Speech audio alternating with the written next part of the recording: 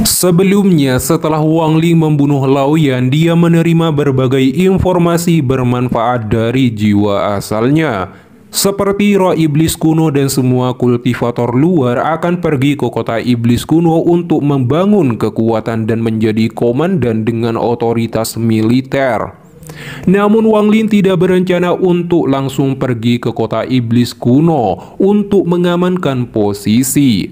Sebaliknya, dia melihat potensi yang dimiliki oleh para warga di lembah, berencana untuk tinggal dan memperluas kekuasaannya sendiri, menjadikan suku Ouyang Hua sebagai kekuatan pertamanya dan membangun kembali sekte pemurnian jiwa. Wang Ling kemudian memberikan Ouyang Hua 2 pelaka giok yang berisikan pelajaran mantra pemurnian jiwa. Tetapi Ouyang Hua mengatakan tidak tahu cara membaca pelaka giok tersebut. Wang Ling menyuruh Ouyang Hua menempelkannya ke dahinya. Bayangkan dirinya melihat di dalamnya. Jika pikiranmu kuat, kamu akan dapat melihat. Jika tidak, coba beberapa kali lagi. Dengan itu Wang Ling menutup matanya. Ouyang Hua duduk bermeditasi. Batu giok ditekan ke dahinya dan mencoba membayangkan melihat batu giok. Setelah beberapa saat dia gagal dan terus mencoba. Dengan indera ilahinya, Wang Ling dapat melihat aura tipis bergerak lambat di dalam datian Ouyang Hua dan terbatas. Ini disebabkan oleh meridian patua ini semuanya terblokir. Wang Ling kemudian menarik tubuh Ouyang Hua. 2 jarinya dengan cepat menotok datiannya, dengan paksa membuka semua jalur meridiannya. Ouyang Hua segera merintih sengsara menahan rasa sakit, menggema di seluruh lembah dan didengar oleh para penduduk. Wajahnya sangat pucat dengan keringat bercucuran dari dahinya, dan seluruh tubuhnya bergetar hebat. Tubuh Ouyang Hua jatuh pingsan ke tanah, lalu dia membuka matanya. Dia sungguh terpana, dunia di matanya sekarang terlihat berbeda. Terasa seperti terlahir kembali, kekuatannya meningkat dan menangis. Dia dengan hormat berlutut di depan Wang Ling dan bersujud 3 kali sebagai ungkapan terima kasih. Wang Ling mengangguk dan menyuruh kembali melihat pelaka giok. Ouyang Hua dengan cepat meletakkan di dahinya. Akhirnya dengan gembira dapat melihat dan mengingat metode pemurnian jiwa. Wang Ling berkata itu adalah nyanyian pemurnian jiwa yang akan diajarkan padanya sebelum para penduduk mempelajarinya juga. Wang Ling kemudian menjelaskan poin-poin penting dalam kultivasi pemurnian jiwa ini. Ouyang Hua secara alami sangat senang dan melakukan ritualnya untuk memberikan penghormatan sebagai murid dan pergi. Waktu terus berjalan, 3 bulan telah berlalu. Ouyang Hua sangat rajin menghabiskan seluruh waktunya mengelola dan mempelajari mantra pemurnian jiwa. Dengan bakatnya yang bagus dan teknik sekte pemurnian jiwa adalah mudah dipelajari tetapi sulit dikuasai tipe, jadi Ouyang Hua telah membuat beberapa kemajuan. Tidak hanya dia tetapi semua laki-laki di desa ini telah berkultivasi di bawah ajaran Ouyang Hua. Masing-masing dari mereka telah mencapai hasil yang berbeda. Sementara Wang Ling telah berhasil menggabungkan 3 kristal iblis menjadi peringkat ketiga. Setelah itu kristal dimasukkan ke dalam datiannya. Gelombang energi spiritual iblis keluar dari kristal dan menyebar ke seluruh tubuhnya. Aura di tubuhnya mulai berganti, dipenuhi energi spiritual iblis dan wajahnya jauh lebih jahat. Sayangnya energi spiritual iblis ini belum cukup. Jadi Wang Ling mengeluarkan semua energi spiritual iblis dari tubuhnya ke kristal. Energi spiritual surgawi kembali mengisi kembali tubuhnya.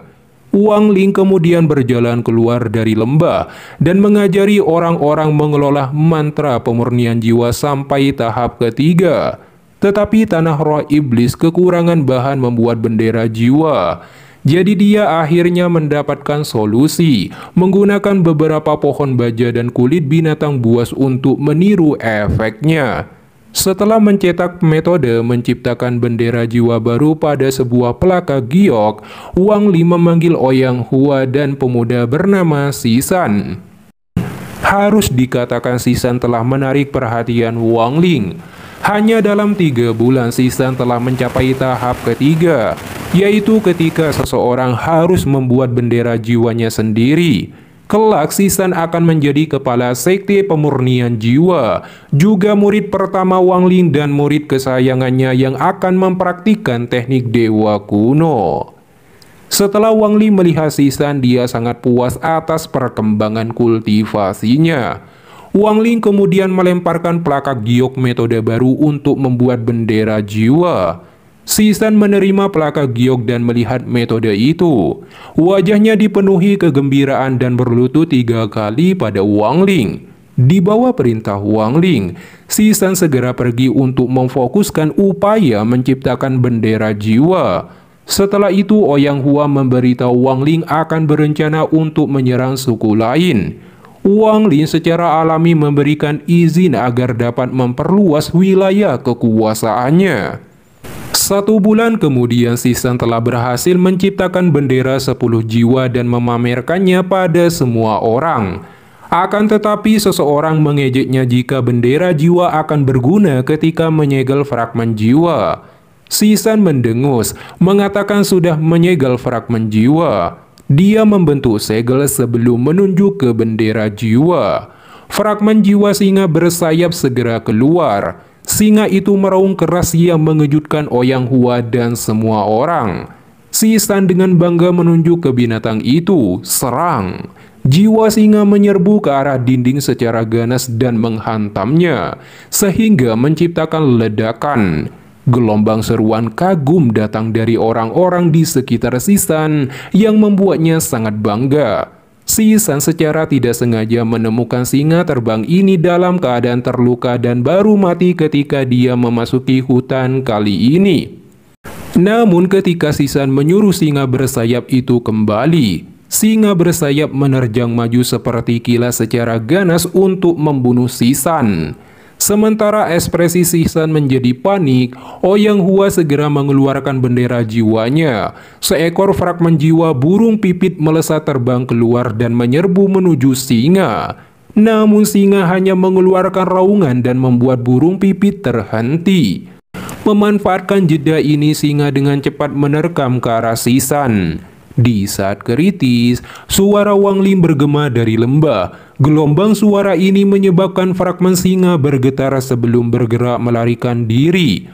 Wang Ling seperti kilat tiba-tiba muncul di atas langit, yang membuat singa dipenuhi ketakutan dan berpose patuh. Adegan ini benar-benar mengejutkan semua orang di dalam lembah.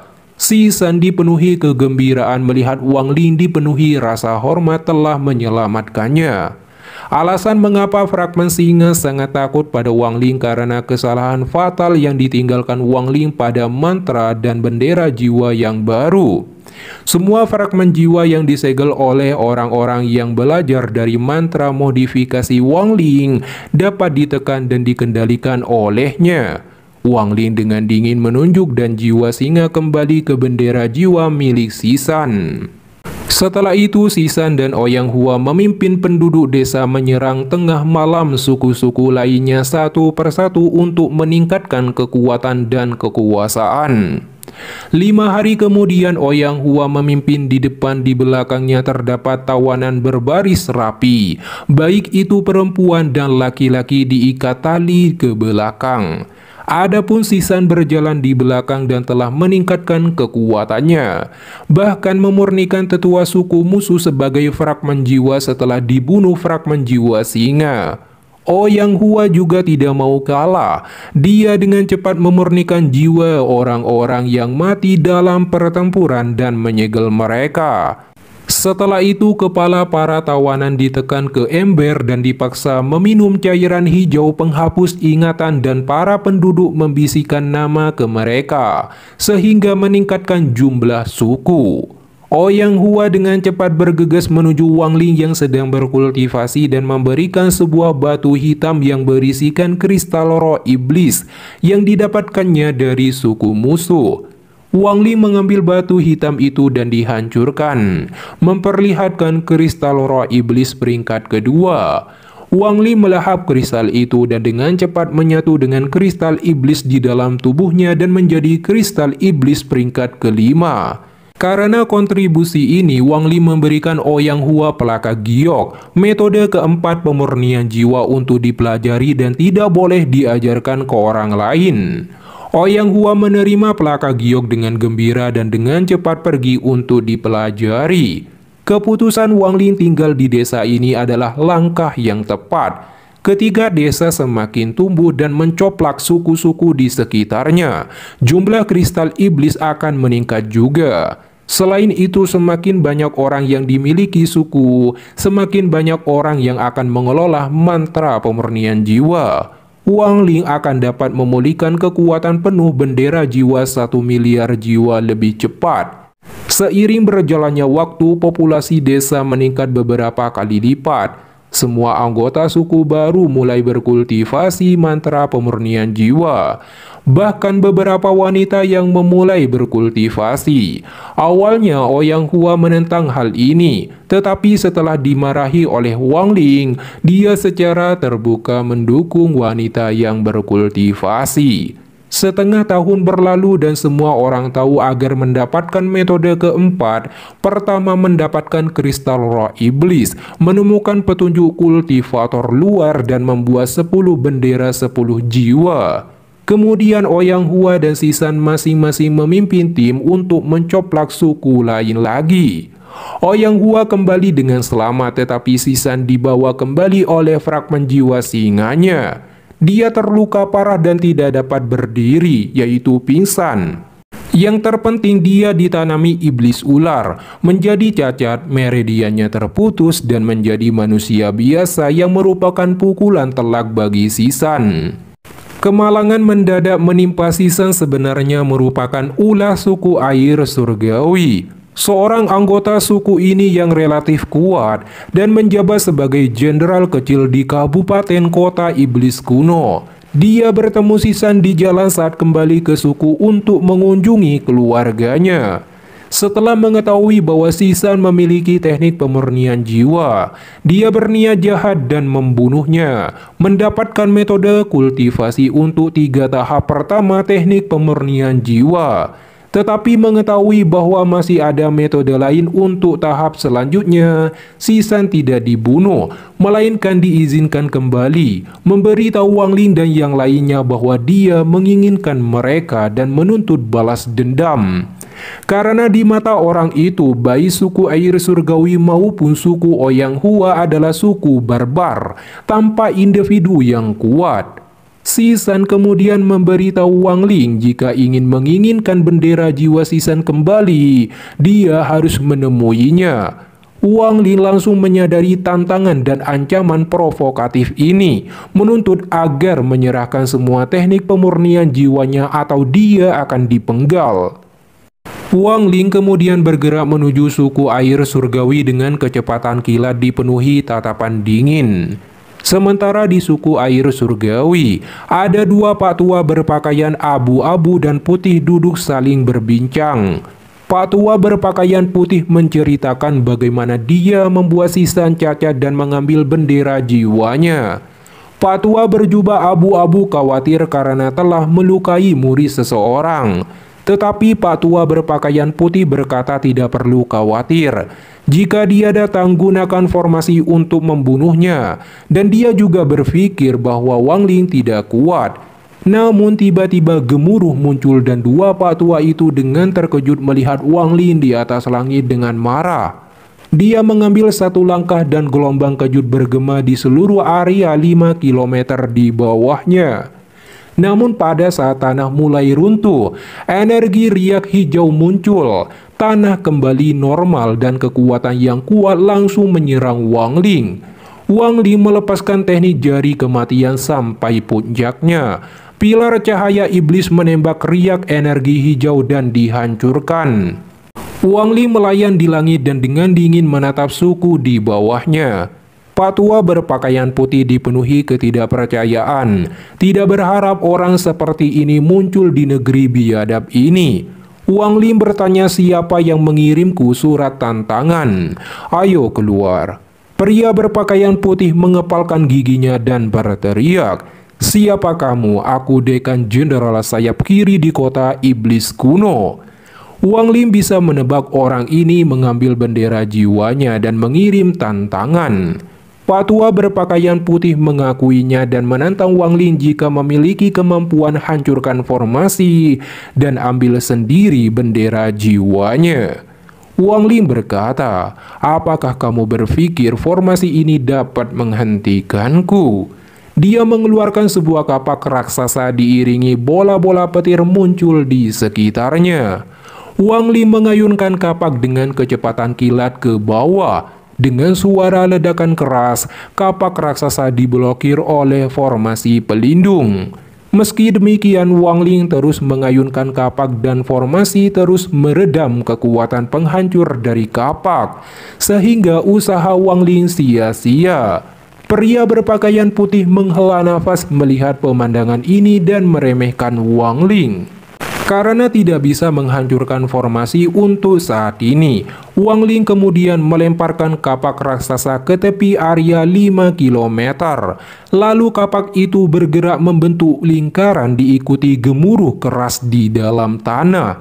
Setelah itu Wang Ling mengangkat wilayah suku air surgawi seluas 5 km ke atas langit dan dengan kecepatan tinggi membawanya ke lembah. Orang-orang di lembah dengan cepat keluar dengan Ouyang Hua memimpin jalan untuk menyapa Wang Ling. Namun mereka semua terkejut ketika mereka melihat sebidang tanah seluas 5 km yang dibawa Wang Ling dan formasi yang mengelilinginya. Wang Ling kemudian mengeluarkan bendera $1 miliar jiwa. 6 fragmen jiwa utama dan King Ling terbang keluar mengelilingi formasi suku air surgawi. Mereka segera mengeluarkan api ungu dan membakar formasi tersebut untuk dimurnikan. Setelah itu sisa yang masih pingsan dibawa ke lembah. Wang Ling memikirkan bagaimana jika Sisan diberikan metode kultivasi dewa kuno sehingga menjadi sangat kuat. Tetapi dia juga khawatir jika tubuh Sisan tak mampu menahan beban. Setelah memikirkan hal ini, dia mengirimkan energi spiritual iblis ke dalam tubuh Sisan. Lalu Wang Ling mulai bermeditasi.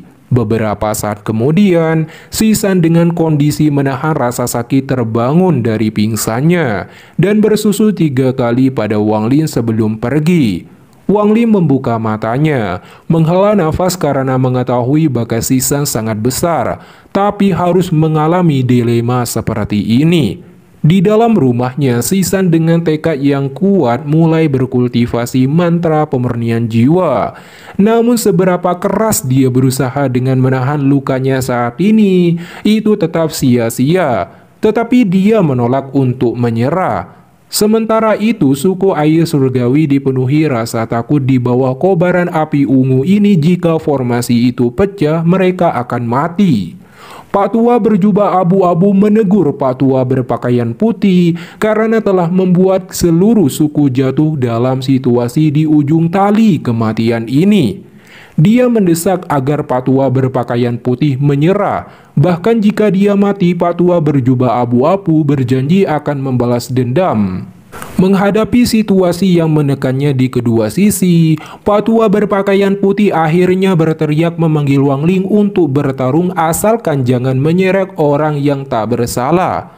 Wang Ling langsung membuka matanya, tubuhnya berteleportasi dan muncul kembali di atas suku air surgawi. Pak tua berpakaian putih kemudian menunjuk Wang Ling dan menantangnya bertarung. Tetapi Wang Ling berkata tidak memenuhi syarat dia. Namun dengan seluruh kekuatannya, Pak tua berpakaian putih masih melesat tak berdaya untuk menyerang Wang Ling. Wang Ling hanya dalam sekali gerakan menebas leher Pak tua itu dan dia mati. Pak tua berjubah abu-abu melihat adegan ini sangat terkejut dan memutuskan tidak jadi balas dendam. Kemudian suku air surgawi ditambahkan ke anggota suku baru. Seiring berjalannya waktu, populasi berkembang menjadi 5.000 orang. Pada titik ini, Ouyang Hua ingin Wang Ling memberi nama baru kepada sukunya. Lagi pula Ouyang Hua menganggap Wang Lin sebagai leluhurnya, orang yang paling ia hormati. Wang Lin tanpa ragu menganugerahkan nama suku pemurnian jiwa. Dengan demikian juga, Wang Lin berhasil memenuhi keinginan terakhir Du Tian dan menghidupkan kembali sekte pemurnian jiwa.